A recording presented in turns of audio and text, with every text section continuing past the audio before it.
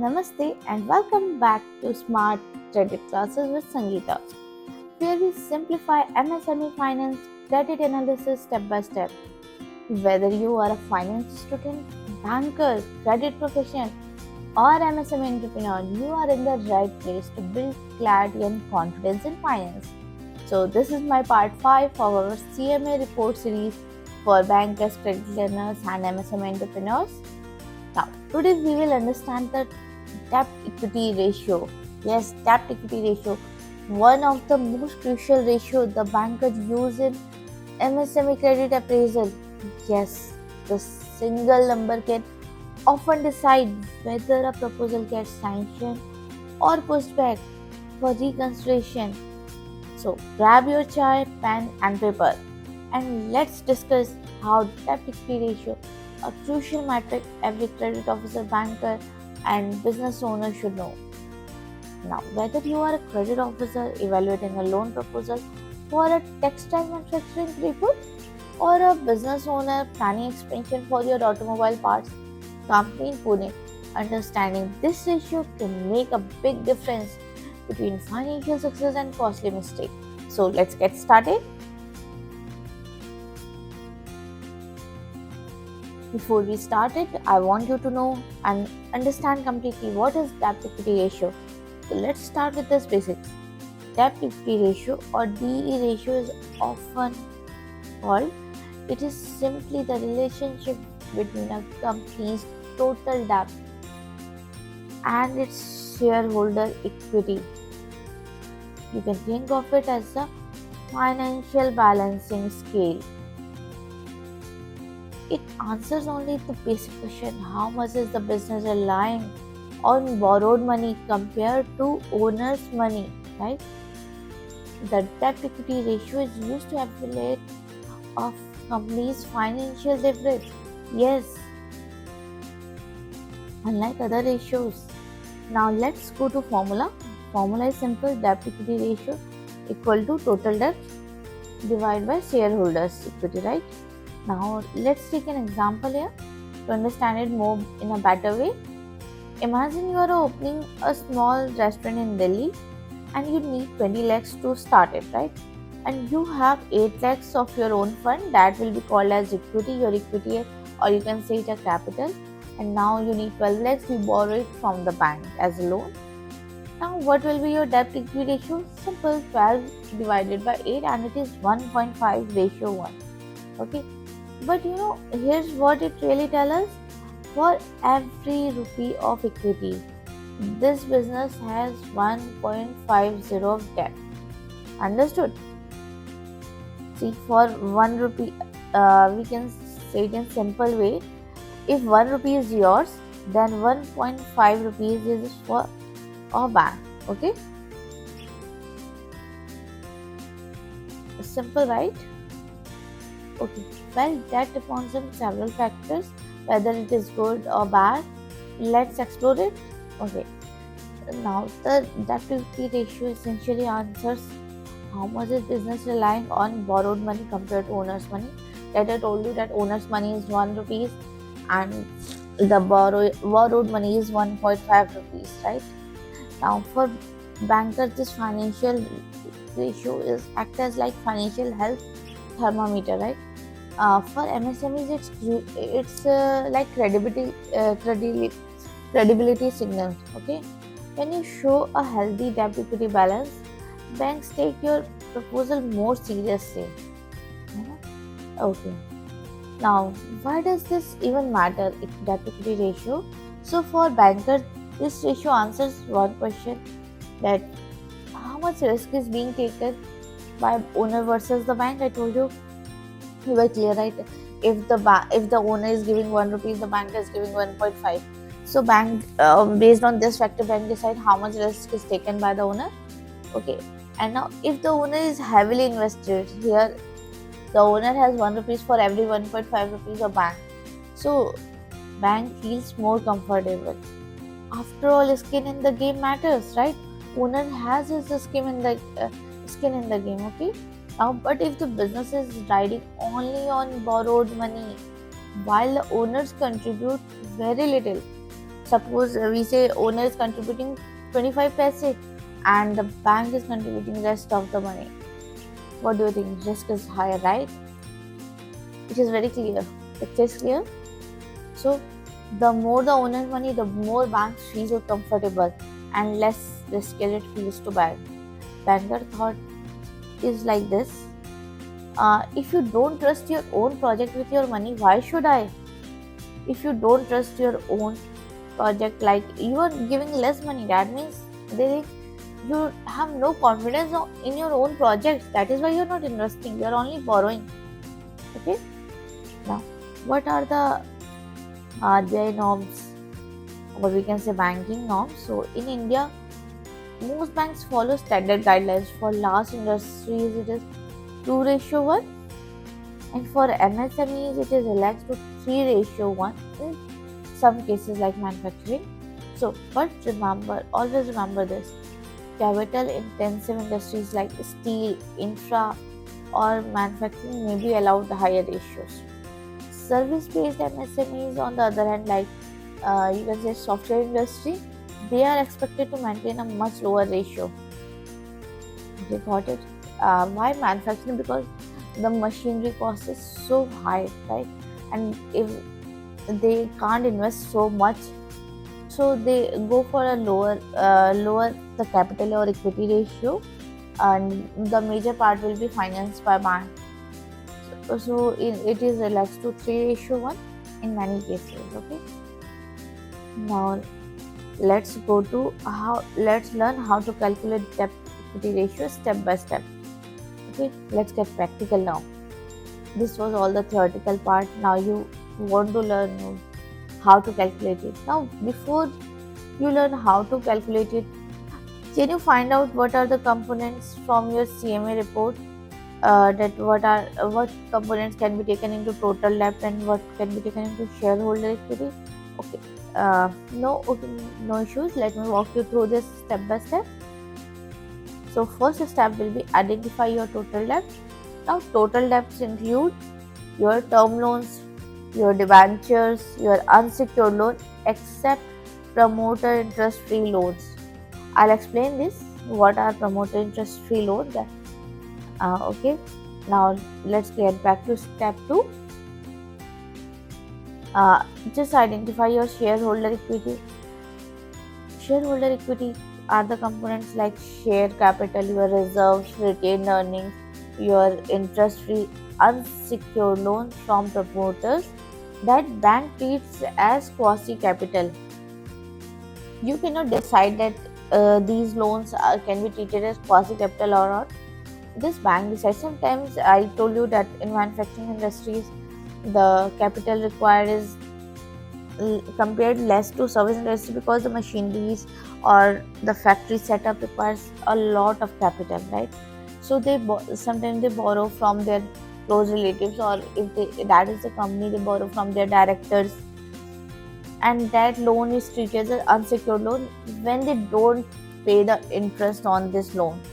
The loans that are interest-free loans only can be treated as unsecured loan, and bank then consider these interest-free loans as quasi-capital and subordinate.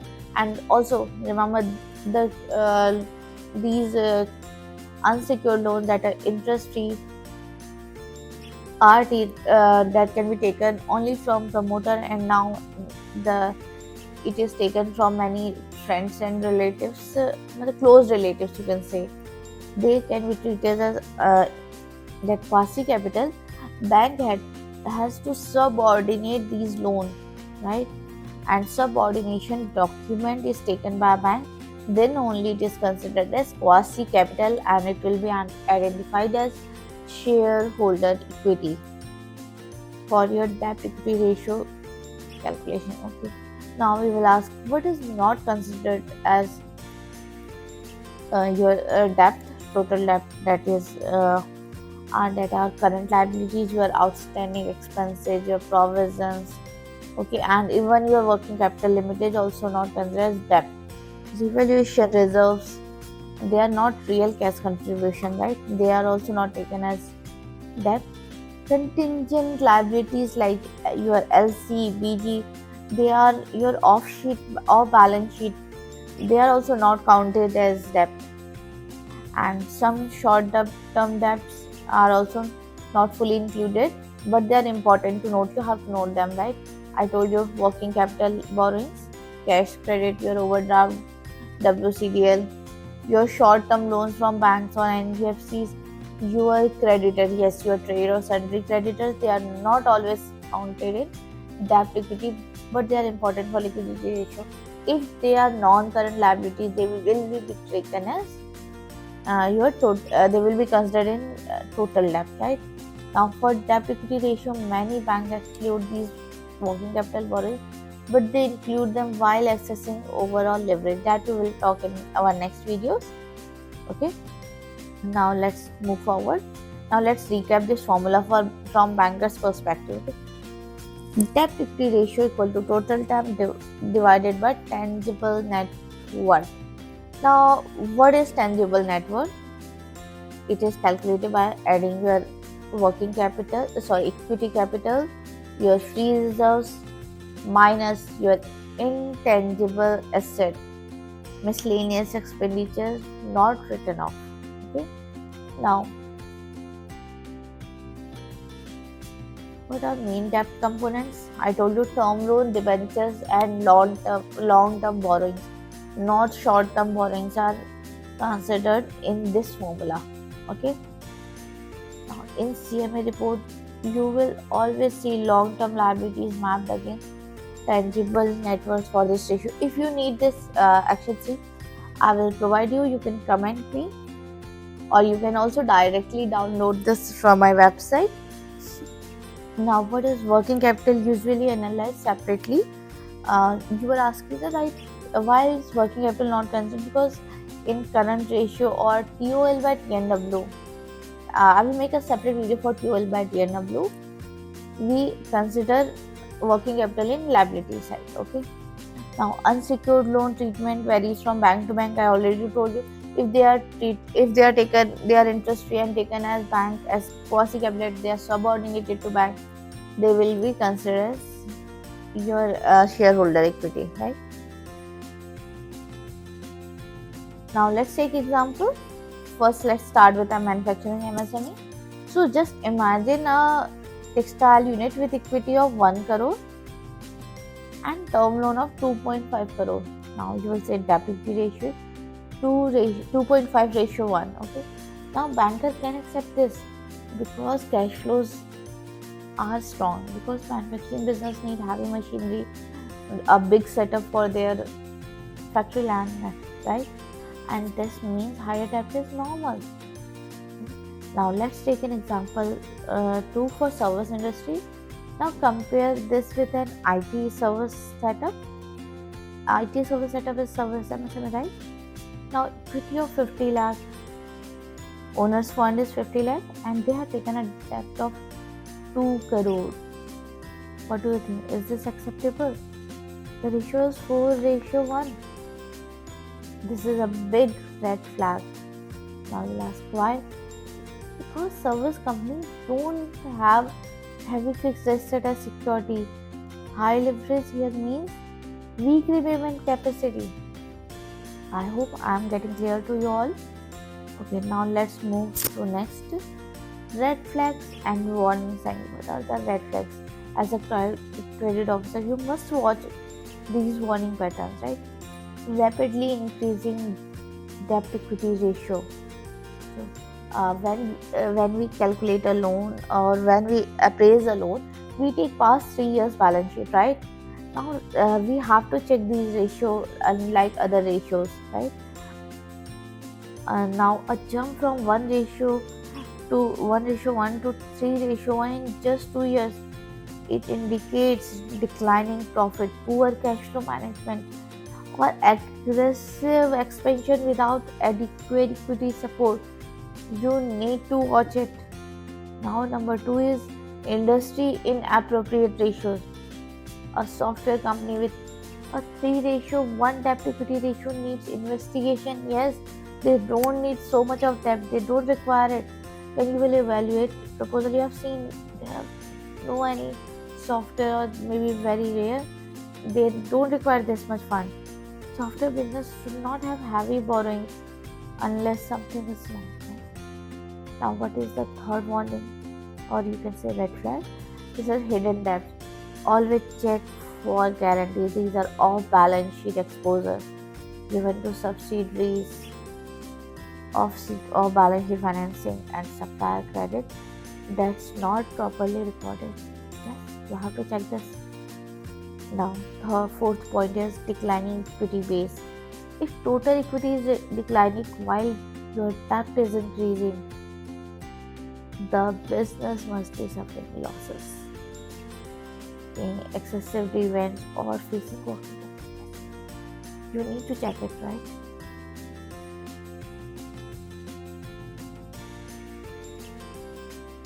Now, how MSMEs can improve this ratio, right?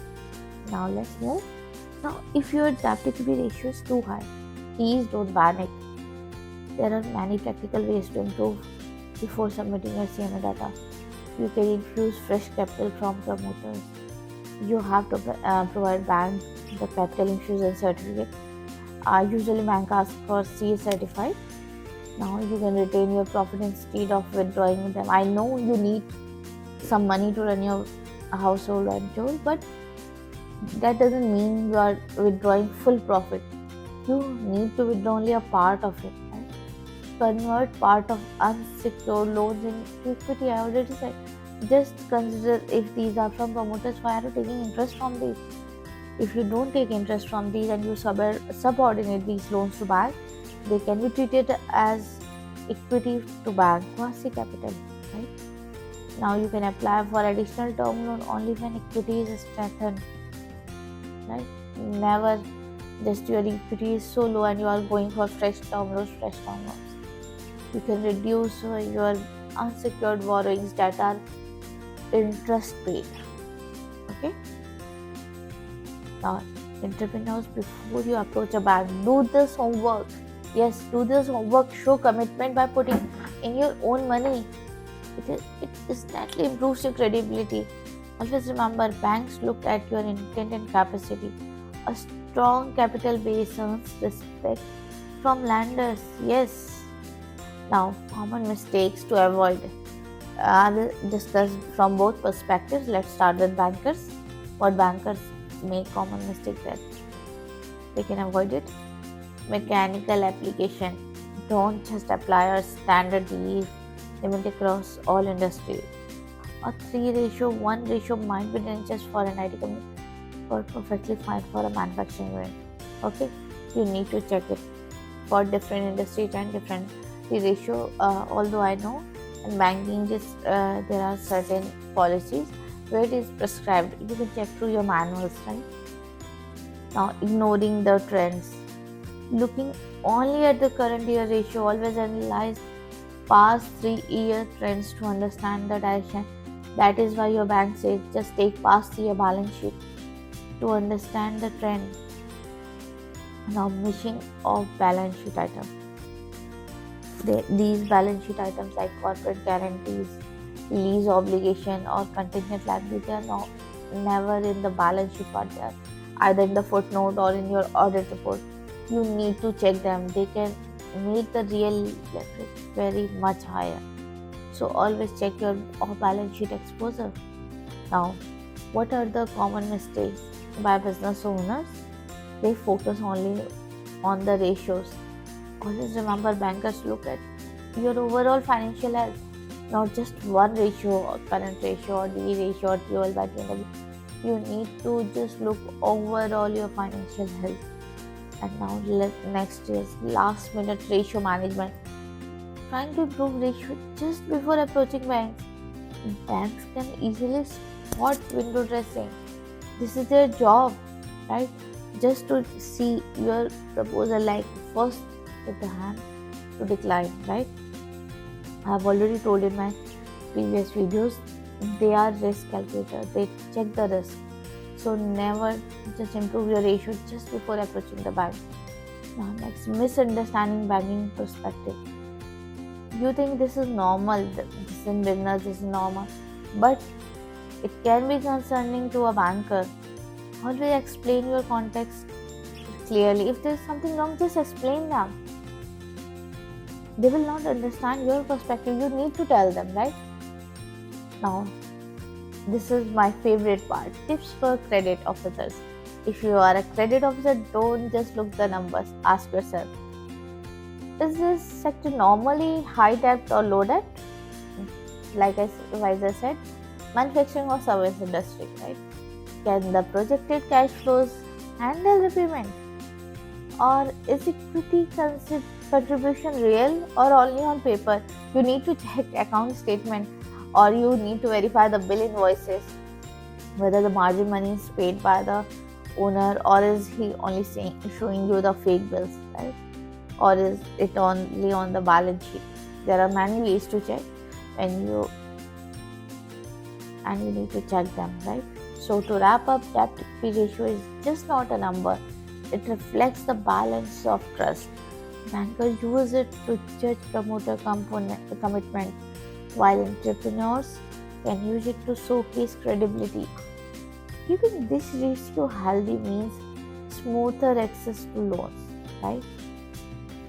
So if you find this video helpful, please do like, share, and subscribe. And tell me in the comments, what debt equity ratio do you usually see in your industry? And don't forget to watch my earlier parts of the CMA series. Links are in the description box. Thank you for watching Smart Credit Classes with Sangeeta. Don't forget to subscribe, share, and keep learning, because smart credit decisions today build stronger businesses tomorrow. Thank you.